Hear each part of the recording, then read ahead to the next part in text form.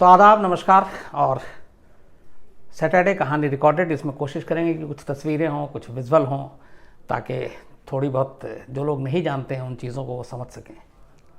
जो आज की कहानी है, उससे पहले मैं शुरू करूं, आपको दो तीन चीज़ें बताता हूं। आमतौर पर जब अंडरवर्ल्ड या डॉन का नाम आता है कभी भी कहीं भी, तो जहन में वही खून खराबा, शूट आउट, गोली, चाकू, पिस्टल, ये सारी चीज़ें दिमाग में दौड़ती हैं और इसी तरह की चीज़ें सामने आती हैं, क्योंकि डॉन, क्रिमिनल, अंडरवर्ल्ड। लेकिन ये हिंदुस्तान का इकलौता ऐसा डॉन है जिसकी आज कहानी सुनाने जा रहा हूँ, जिसने न कभी कोई गोली चलाई, न कभी चाकू उठाया, न किसी को डंडे से मारा। उसने मतलब कभी भी किसी को फिजिकली अपने हाथ से नुकसान पहुंचाया ही नहीं। दूसरा, करीब 20 साल तक उसने मुंबई पे राज किया, लेकिन इन 20 सालों में जो उसने पूरी उसकी क्राइम की दुनिया थी, उसमें उसके खिलाफ एक भी मर्डर का केस दर्ज नहीं हुआ, क्योंकि उसने कोई मर्डर किया ही नहीं।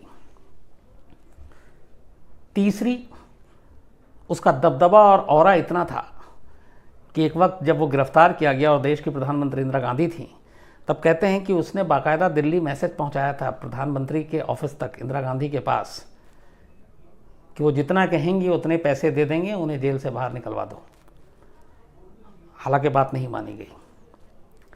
तीसरी,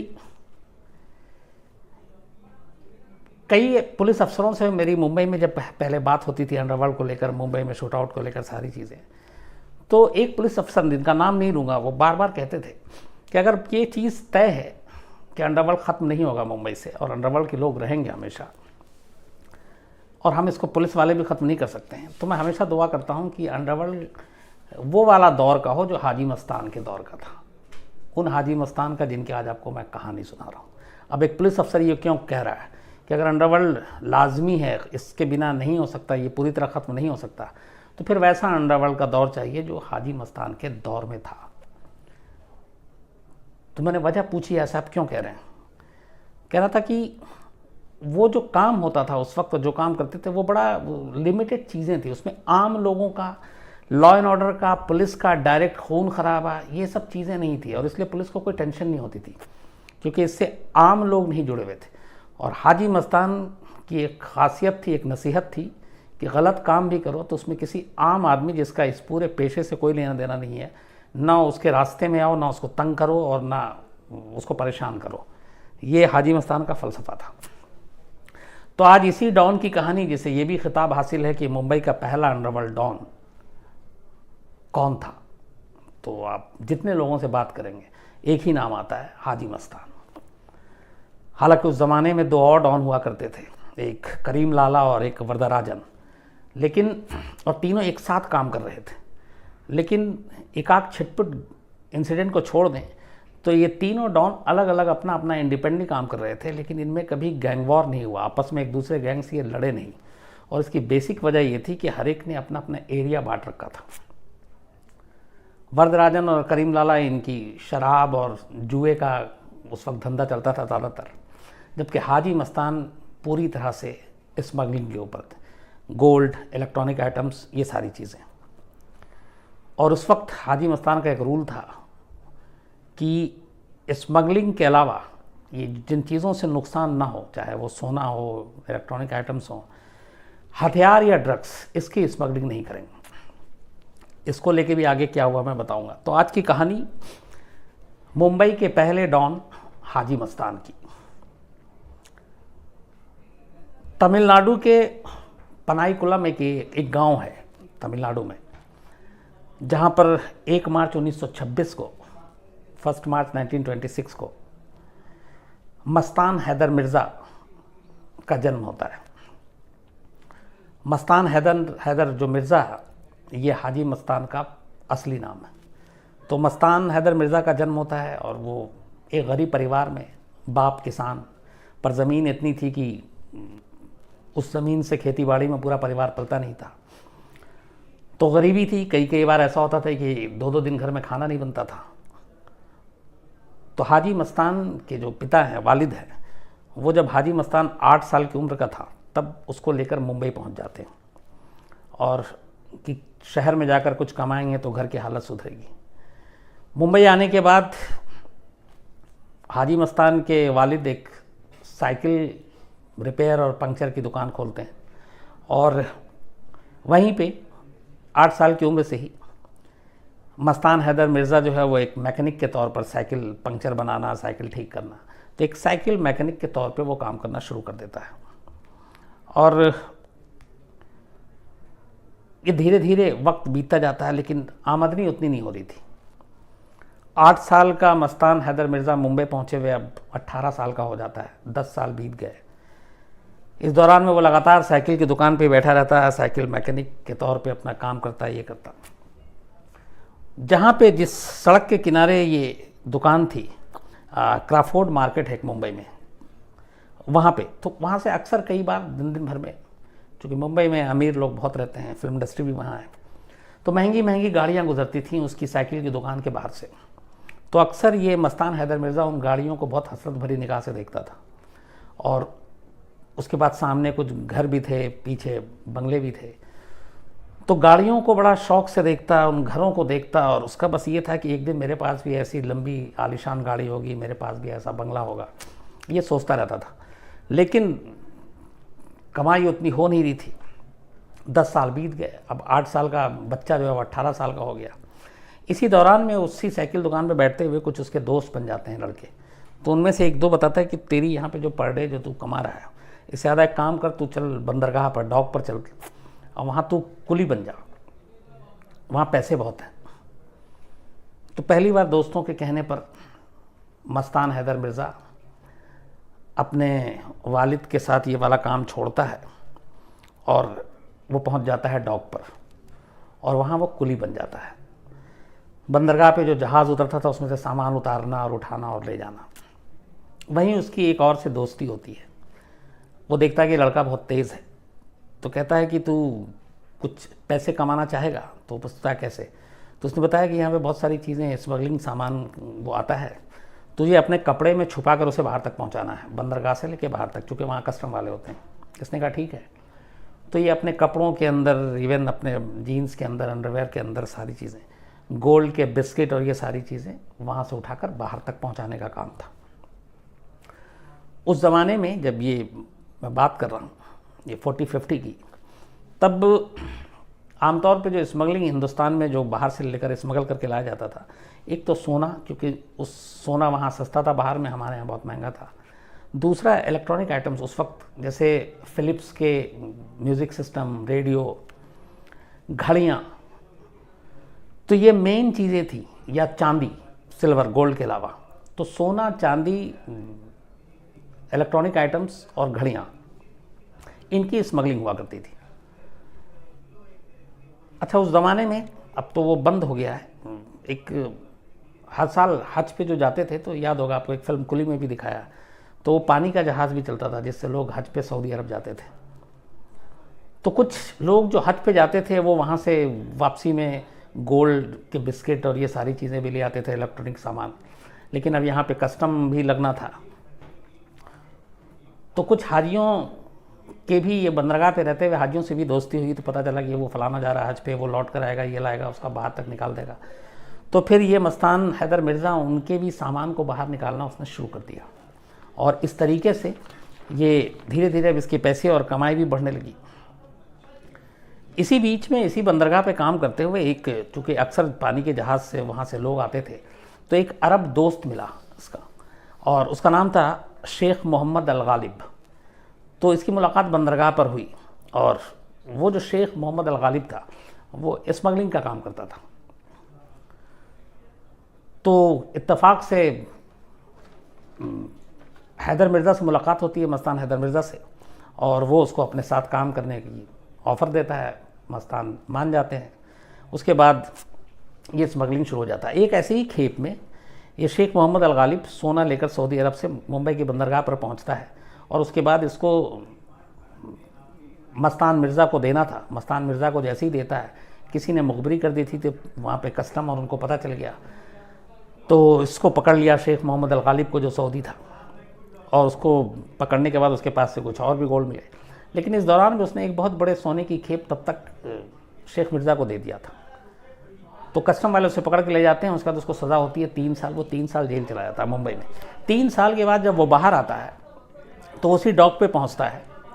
उसके बाद मिर्ज़ा से मिलता है, और वहाँ पे मिलने के बाद जब मिर्ज़ा उससे मिलता है तो वो अपने घर ले जाता है।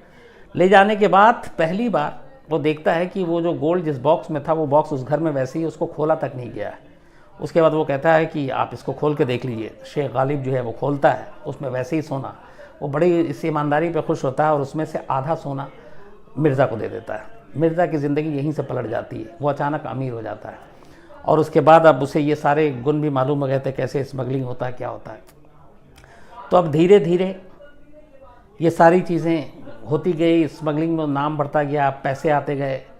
अब मिर्ज़ा को अपने शौक़ पूरे करने की बारी आई। लंबी गाड़ियों का शौक़ था तो सबसे पहले मर्सिडीज़ बेंज खरीदी, मर्सिडीज़ कार में वो घूमता। उसके बाद एक पॉश एरिया में उसने बंगला लिया। फिल्मों का बहुत ज़्यादा शौकीन, तो फिल्मों के लिए फिर फिल्में देखना। और उस वक्त जितने लोग थे जो फिल्मों में, चाहे वो धर्मेंद्र हों, राज कपूर हों, संजीव कुमार हों, अमिताभ बच्चन हों, दिलीप कुमार, इन सब से दोस्ती, इनके साथ तस्वीरें खिंचाना, मिलना, उठना, बैठना, फिल्मों का बहुत ज़बरदस्त शौक़ था। कहते हैं कि इस पूरे सफ़र में स्मगलिंग में इतने पैसे कमा लिए कि एक मिलियनायर डॉन हो चुका था तब तक हैदर मिर्ज़ा। और उसके बाद इसके अपने जो शौक़ पूरे हुए तो गाड़ी भी आ गई, बंगला भी आ गया। हमेशा वाइट ड्रेस पहनने का शौकीन, तो सफ़ेद कपड़े, वो भी डिज़ाइनर सूट। और सिगरेट और सिगार पीने का शौकीन, सिगरेट हमेशा 555, बड़ा फेमस ब्रांड था, अब भी है शायद, तो 555 सिगरेट पीना। फिर कहते हैं कि फिल्म इंडस्ट्री में चूँकि बहुत नज़दीकी थी, मधुबाला को जब पहली बार देखा तब हैदर मिर्ज़ा को मधुबाला से प्यार हो गया और वो मधुबाला से शादी करना चाहता था। और ये बात कहते हैं कि कहीं ना कहीं मधुबाला तक भी पहुंची थी, लेकिन उसे मालूम था कि ऐसा हो नहीं पाएगा। तो वो प्यार एक तरफा था, मधुबाला की तरफ से कभी नहीं रहा। तो मधुबाला से तो एक तरफा इश्क रहा। इसी बीच में एक फिल्म इंडस्ट्री में एक लड़की दिखाई दी, एक छोटी मोटी एक्ट्रेस थी, उसका नाम सोना था। सोना की शक्ल बहुत हद तक मधुबाला से मिला करती थी। तो जब सोना को देखा मस्तान मिर्ज़ा ने तो उसे लगा चलो मधुबाला ना सही, मधुबाला की हम शक्ल सही। तो फिर सोना से प्यार हुआ। सोना की कई छोटी मोटी फिल्में उसमें फाइनेंस करना शुरू किया, सोना को बतौर हीरोइन काम भी किया, लेकिन सोना चली नहीं। तो लंबे वक्त तक उसको फाइनेंस किया उसकी फिल्मों को, लेकिन बाकी कुछ हुआ नहीं। आखिर में लेकिन मस्तान मिर्ज़ा ने सोना से शादी कर ली और फिर वो सोना बीवी हो गई। इस दौरान में लगातार हाजी मस्तान का कद, पद, शोहरत, दौलत सब बढ़ती जा रही थी और बिना गोली चलाए, बिना लड़े, एक तरह से मुंबई का वो एकदम डाउन हो चुका था। और इस बीच में फिर वरदराजन जो है वो वापस साउथ लौट गया। करीम लाला भी थोड़ा सा अपना जो धंधा था वो सिमटने लगा। कुछ नए गैंग आने लगे, फिर पठान ब्रदर्स, दाऊद इब्राहिम का उस वक्त वो हो रहा था। तो ये लेकिन जितने थे ये सब ही के सब एक तरह से हाजी मस्तान के चेले थे। हाजी मस्तान ने इन लोगों को बताया कि स्मगलिंग क्या होती है, कैसे होती है, और ये सब बिना किसी भेदभाव के हाजी मस्तान की हर बात को मानना होता था, क्योंकि हाजी मस्तान को ये सब अपना गुरु मानते थे। तो ये दौर चल रहा था, धीरे धीरे वक्त बीत रहा था, स्मगलिंग का काम भी बढ़िया चल रहा था और हाजी मस्तान कभी गिरफ्तार नहीं हुआ। इस दौरान में लगभग कई साल बीत गए। उसकी एक वजह ये थी कि वो पुलिस और कस्टम वालों को हमेशा महंगे महंगे तोहफे देता और उन तोहफों के ज़रिए ख़रीद लेता। जो कस्टम अफसर या पुलिस वाले नहीं बिकते वो उनका ट्रांसफ़र करा देता। उसकी पहुंच चूँकि एक फिल्म इंडस्ट्री में थी, फिर नेताओं के साथ थी, तो जो ईमानदार होते, जो नहीं बिकते, जो अपना ईमान नहीं बेचते, उनको हाजी मस्तान उनका ट्रांसफ़र करा देता, उनको भी नुकसान नहीं पहुंचाता। कहते हैं कि एक मुंबई पुलिस ने ये कहानी सुनाई थी कि एक बार एक कस्टम अफसर जिसको बहुत ख़रीदने की कोशिश की और हाजी मस्तान को बड़ा परेशान कर रहा था, वो ये दौर था करीब 74 में, और वो किसी भी कीमत पे हाजी मस्तान की जो खेप आती थी उस पर पकड़ लेता रेट में, तो हाजी मस्तान को बहुत नुकसान हो रहा था। उसने ख़रीदने की कोशिश की, वो बहुत ईमानदार अफसर, नहीं बिका। लास्ट में फिर अपना जो है संपर्क निकाला और पॉलिटिकल उसमें, और उस कस्टम अफसर का ट्रांसफ़र करा दिया। कहते हैं कि जब ट्रांसफ़र हुआ और वो अफसर उस दिन मुंबई एयरपोर्ट जाता है और अपने घर लौट रहा था, ट्रांसफ़र का पेपर एक दिन पहले मिला, नेक्स्ट डे वो ट्रांसफ़र पेपर उसका, उसे मालूम था ट्रांसफ़र हो गया, तो उसने कहा नई पोस्टिंग जो है उसको ज्वाइन करने से पहले घर आता हूँ। तो वो एयरपोर्ट गया, फ़्लाइट में बैठा।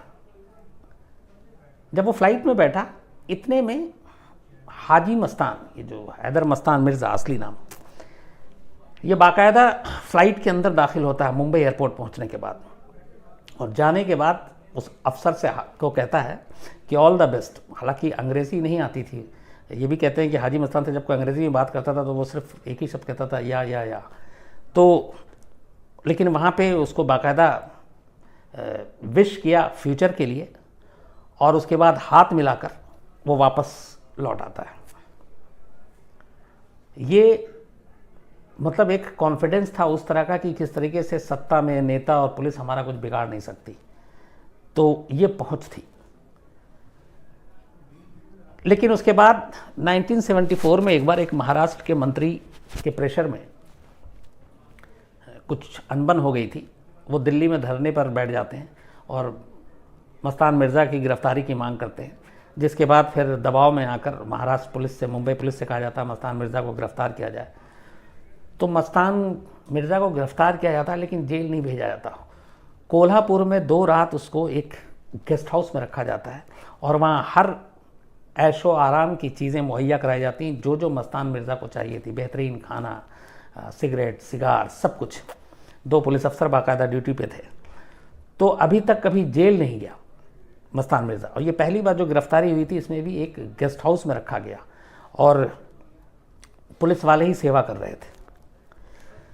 ये 74 की बात है। लेकिन इसके फिर 1 साल बाद ही इधर देश में अचानक इंदिरा गांधी इमरजेंसी लगा देती हैं। इमरजेंसी लगाती हैं तो सारे नेताओं की गिरफ्तारियां शुरू हो जाती हैं, सारे ऐसे लोगों की गिरफ्तारियां शुरू हो जाती हैं। इंदिरा गांधी ने तब तक हाजी मस्तान के बारे में भी बड़े किस्से सुन रखे थे, तो मुंबई में भी ये सारी गिरफ्तारियां होती हैं। और लेकिन ये मस्तान जो है ये गायब, गिरफ्तारी से बचने के लिए, लेकिन फिर पुलिस ढूंढ लेती है और मस्तान मिर्ज़ा को गिरफ्तार कर लिया जाता है और मुंबई में जेल में डाल दिया जाता है। उसी वक्त का ये वाक़या है कि जब वो जेल में डाला गया तो मस्तान मिर्ज़ा ने कहा, इंदिरा गांधी तक मैसेज भिजवाया था कि आप मुझे रिहा कर दें, बदले में आप जितना पैसे कहेंगी मैं आपको दूंगा। खैर वो मना हो गया। जेल जाने के बाद अब पहली बार मस्तान मिर्ज़ा की मुलाकात जयप्रकाश नारायण से होती है। जेपी भी इमरजेंसी के दौरान में वहीं बंद थे, और कहते हैं कि इस जेल में करीब 18 महीना मस्तान मिर्ज़ा इमरजेंसी में बंद रहा, और इन्हीं 18 महीने ने मस्तान मिर्ज़ा को बदल दिया। और उस बदलने की सबसे बड़ी वजह थे जेपी जयप्रकाश नारायण। 18 महीने। अच्छा, इस दौरान में ये भी है कि उस वक्त गिरफ्तारी से पहले जब गिरफ्तार नहीं हुआ मस्तान मिर्ज़ा, तो ऐसे बहुत सारे जो जनता पार्टी के नेता थे, इस तरह के लोगों को, उनको भी पुलिस से बचाने का काम किया था कि किसी को यहाँ छुपा दिया, किसी को वहाँ छुपा दिया। तो ये सारी चीज़ें बाद में जेपी को भी जेल में पता चली, और जेपी भी जानते थे कि ये हाजी मस्तान कौन है। तो उस जेल में जेपी से मुलाकात होती है और मस्तान मिर्ज़ा की ज़िंदगी बदल जाती है। और कहते हैं कि जेपी ने वहाँ पे कसम खिलाई थी कि तुम कोई भी अब बुरा काम ऐसा नहीं करोगे जो तुम्हारे देश के ख़िलाफ़ हो, और मस्तान मिर्ज़ा ने यह कसम खाई थी कि मैं ऐसा कोई काम नहीं करूँगा। 18 महीने के बाद जब जेल से रिहा हुए, उसका इमरजेंसी ख़त्म हुई, फिर चुनाव हुआ। उस चुनाव में इंदिरा गांधी की हार हुई और जनता पार्टी की सरकार बनी। तो कहते हैं कि जनता पार्टी की सरकार जब बनी तो ऐसे 40 लोग, अपराधियों को, जिनमें एक मस्तान मिर्ज़ा का भी नाम था एज ए स्मगलर, इन लोगों को माफ़ी दे दी गई। उस सरकार ने माफ़ी दी इसलिए कि इन लोगों ने इमरजेंसी के दौरान नेताओं की और इन लोगों की मदद की थी, और हीनियस क्राइम इनके खिलाफ दर्ज नहीं था, जैसे मर्डर, रेप, ये सारी चीज़ें नहीं थी, तो वो माफ़ी दे दी। इसके बाद 80 में, ये 77 की बात है, सरकार बनती है। 80 में मस्तान मिर्ज़ा हैदर जेपी से जो वादा किया था जेल से बाहर आने के बाद, वो धीरे धीरे कहता है मैं ये सारी चीज़ें छोड़ दूंगा, और वो हज करने के लिए जाता है सऊदी अरब। और 80 में पहली बार वो हज करता है। हज करने के बाद अब मस्तान हैदर मिर्ज़ा का नाम बदल जाता है, और अब लोग हाजी मस्तान कहना शुरू करते हैं, क्योंकि वो हज करके आ चुका था। तो मस्तान मिर्ज़ा हैदर 80 में हाजी मस्तान बनता है जब वो हज किया उसने। हज करने के बाद वापस आने के बाद, अब चूंकि उस वक्त जेपी से मुलाकात हो चुकी थी, तो हाजी मस्तान एक पॉलिटिकल पार्टी का गठन करते हैं। एक महाराष्ट्र में उस वक्त दलित नेता थे जोगिंदर कावड़े, उनके साथ मिलकर। तो 1984 में ये एक पॉलिटिक्स में उतरता है और दलित मुस्लिम सुरक्षा महासंघ के नाम से एक नई पार्टी, जिसमें दलित और मुसलमानों को का वोट पाने के लिए या उन तक पहुंचने के लिए ये एक पार्टी। लेकिन आगे चलकर फिर 1990 में, तो 84 में ये पार्टी बनती, 1990 में इसका नाम बदलकर भारतीय अल्पसंख्यक महासंघ कर दिया जाता है, भारतीय अल्पसंख्यक महासंघ। और कई जगह पे निकाय विकाय के चुनाव भी लड़ते हैं। इस पार्टी को जो पॉलिटिकल पार्टी बनाया था, इसमें दिलीप कुमार ने बहुत इस पार्टी की प्रचार की थी, कई रैलियों में भी गए थे। और हालांकि कहते हैं कि पार्टी बनाने के बाद चुनाव में बहुत ज़्यादा कामयाबी नहीं मिली हाजी मस्तान को, लेकिन एक चीज़ ये भी आई कि इन चुनाव में जो ब्लैक मनी और काले धन का जो खपत बहुत हुआ इस्तेमाल, और कहते हैं कि शायद वहीं से शुरू हुआ कि आप चुनाव में कैसे ब्लैक मनी का यूज़ कर सकते हैं, किस लेवल पे कर सकते हैं। तो ये रास्ता उसी 80 के दौरान खुला था जब हाजी मस्तान ने पार्टी बनाई थी। तो खैर ये पार्टी वाटी तो चली नहीं। इस बीच में अब दाऊद इब्राहिम लगातार हाजी मस्तान के लिए काम कर रहा था। ये जो अरुण गवली हों या फिर छोटा राजन, ये सारे उभर रहे थे और कहते हैं कि हाजी मस्तान के उत्तराधिकारी के तौर पे दाऊद इब्राहिम का नाम था कि अगला हाजी मस्तान के बाद वही बनेगा। लेकिन हाजी मस्तान के 2-3 रूल थे, उसूल थे। वो ये कि आप स्मगलिंग जो करोगे उसमें ड्रग्स नहीं होगा, उसमें शराब नहीं होगा, उसमें हथियार नहीं होंगे। तो ये जब तक हाजी मस्तान पावरफुल थे ये सारी चीज़ें चलीं। और ये भी कहा था कि तुम, कहते हैं कि दाऊद को एक नसीहत ये भी दी थी कि जब तक पुलिस तुम्हारे पीछे नहीं पड़ेगी, जब तक कि तुम आम लोगों के बीच में नहीं पड़ोगे और आम लोगों को तंग नहीं करोगे। इसलिए जो अपना काम है ये काले धंधे का, इसको जो टाइम बताया था, रात 9 बजे से लेकर सुबह 5 बजे के बीच ही अंजाम दो। जो भी काम गलत करना है रात 9 से सुबह 5 के बीच में, क्योंकि सुबह 5 से लेकर रात 9 तक आम लोग सड़कों पे होते हैं, अपनी रोज़मर्रा की ज़िंदगी जीते हैं और सारी चीज़ें होती हैं। तो जब तुम ये करोगे तो तुम आम लोगों के बीच में नहीं आओगे, और आम लोगों के बीच में नहीं आओगे तो तुम पुलिस तुम्हारे बीच में नहीं आएगी। ये एक फ़लसफ़ा था और बाकी ये मंत्र थे। लेकिन धीरे धीरे राजनीति में आने के बाद फिर हाजी मस्तान की पकड़ ढीली होती गई और उधर दाऊद इब्राहिम का कद बढ़ता गया। और दाऊद इब्राहिम ने फिर हाजी मस्तान का गैंग ही छोड़ दिया, वो अपना खुद का उसने गैंग बनाया। और फिर जो हाजी मस्तान ने नहीं किया, चाहे वो ड्रग्स हो, हथियार हो, सारी चीज़ें, जो चीज़ें नहीं करने के लिए कहा गया था, वो सारी फिर बॉलीवुड से वसूली हो, बिल्डर्स से वसूली हो, ये सारी चीज़ें, फिर अंडरवर्ल्ड का चेहरा बदल गया। जैसे ही हाजी मस्तान राजनीति में आने के बाद धीरे धीरे उनकी लाइफ बदलती गई, सोशल लाइफ बदलती गई, वैसे वैसे इधर दाऊद इब्राहिम का उभार होता गया, उभरता गया। लेकिन दाऊद इब्राहिम ने फिर अंडरवर्ल्ड का जो वरदराजन या करीम लाला या हाजी मस्तान के दौर में नहीं हुआ, आपस में राइवलरी, खून खराबा, इस तरह की चीज़ें, इस तरह की स्मगलिंग, वो अब सब अंडरवर्ल्ड में शुरू हो गया। सड़क पे खुलेआम गोलियां चलने लगी, एक दूसरे के गैंग के लोगों को मारा जाने लगा, RDX से लेके AK-47 तक स्मगलिंग शुरू हो गई। तो इन सारी चीज़ों ने गैंग का चेहरा एकदम बिगाड़ के रख दिया। इसके बाद इसी दौरान में अब बीच में हाजी मस्तान के ऊपर फिल्म बनाने की बात आई, चूँकि एक तो हाजी मस्तान का फिल्म इंडस्ट्री से बड़ा करीबी रिश्ता था। जो दीवार फिल्म बनी, उस दीवार फिल्म के लिए वो पूरी जो कहानी थी वो हाजी मस्तान को सामने रखकर लिखी गई। सलीम जावेद साहब ने लिखी। और कहते हैं कि सलीम जावेद साहब ने जब ये कहानी लिखी और इसके लिए अमिताभ बच्चन को किरदार दिया गया, ये तो हाजी मस्तान के कैरेक्टर को बेहतर तौर पे समझने के लिए कई बार अमिताभ बच्चन और सलीम खान ये हाजी मस्तान के घर जाकर बैठते थे, बातें करते थे, मिलते थे और समझने की कोशिश करते थे। तो इसके अलावा बड़े बड़े फिल्म स्टार और ये सारे लोग वहाँ हाजी मस्तान के पास जाया करते थे, घर पे जाया करते थे। लेकिन इस फिल्म के लिए ख़ास तौर पर अमिताभ बच्चन, सलीम खान ये लोग कई बार गए और मुलाकात की। तो दीवार फिल्म बनी जो सुपर हिट हुई, सुपर डुपर हिट हुई, जिसने अमिताभ बच्चन के कैरियर को भी बदल कर रख दिया। एंग्री यंग मैन की छवि आई सामने। इसके अलावा जो हाल में कुछ साल पहले once upon a time in Mumbai, ये फिल्म भी हाजी मस्तान की ज़िंदगी पर है जो बनी। 1994 में आखिरी के 2-3 साल हाजी मस्तान ने ज़्यादातर अपनी फैमिली के साथ वक्त बिताया। 1994 में हार्ट अटैक से हाजी मस्तान की मौत हो जाती है मुंबई में। उधर वरदराजन, करीम लाला की भी मौत हो गई। तो एक जो अंडरवर्ल्ड का जो पहला एक एरा था, जिसमें पहला डॉन मुंबई का हाजी मस्तान, उसके बाद वरदराजन, करीम लाला, तो ये सब धीरे धीरे इनकी मौत के बाद ये सब हाशिए से निकल गए, पिक्चर से गायब हो गए और एक नई खेप सामने आई। दाऊद इब्राहिम, अरुण गवली, छोटा राजन, इन लोगों ने फिर मुंबई अंडरवर्ल्ड का पूरा चेहरा ही जो है वो बदल कर रख दिया। और फिर तो अंडरवर्ल्ड बल्कि आतंक के भी रास्ते पे ही चल पड़ा। 93 का ब्लास्ट, दाऊद इब्राहिम उसमें शामिल, और जिस तरीके से ये मुंबई में हुआ सीरियल ब्लास्ट, तो जो 70-80 तक मुंबई का चेहरा था अंडरवर्ल्ड का, वो 90 के बाद एकदम पूरी तरह से बदल गया और ज़्यादा खूनी हो गया। अब भी हाजी मस्तान के परिवार के लोग मुंबई में हैं।